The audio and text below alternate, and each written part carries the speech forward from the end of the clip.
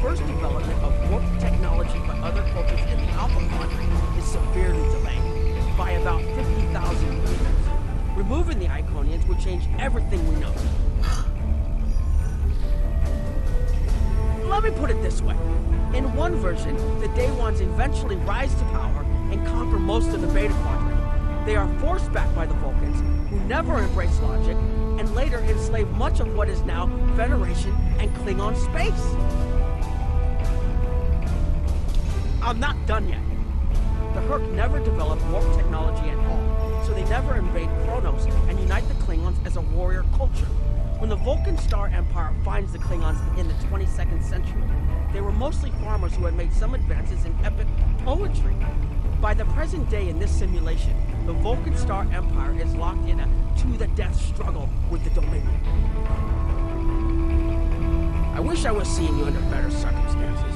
We've managed to make a prototype of the Krenim weapon in Anorax's records, but we have not attempted to use it yet. Time isn't something you mess around with, so we have been conducting simulations here of possible incursions, as well as developing new ways to protect and store data on various timelines. When we talk about time alteration, we're specifically referring to the Krenim weapon's ability to remove something from time. Anything, from a single molecule to an entire civilization.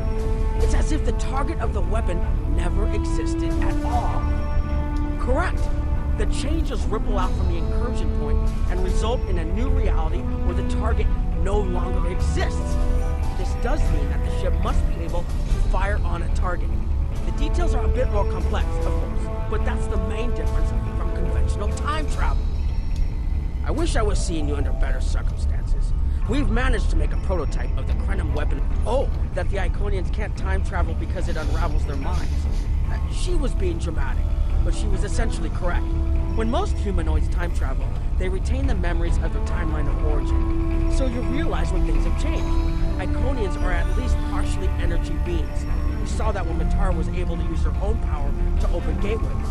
And their brain structure is very different from other humanoids. As far as we understand, if an Iconian traveled back in time, I wish I was seeing you under better circumstances. We've managed to make a prototype of the Krenim weapon in Anorax's record. We've tried a different number of scenarios, but only in the holodeck. Direct action against the Iconians is proving to be problematic, because so much time has passed since they were first a great power. Incursions that far back in time must be carefully planned, or the fallout of even minor changes can ripple across reality. We have, however, seen some promise in trying to delay their arrival. Actually, it would be closer to a 700-year delay if our calculations are correct. The Iconians have had 200,000 years to build their fleets, but we're catching up to them. We've already seen what the 29th century technology can do. Imagine what we'll have in the 32nd century. The three most promising incursions each follow one of these tactics.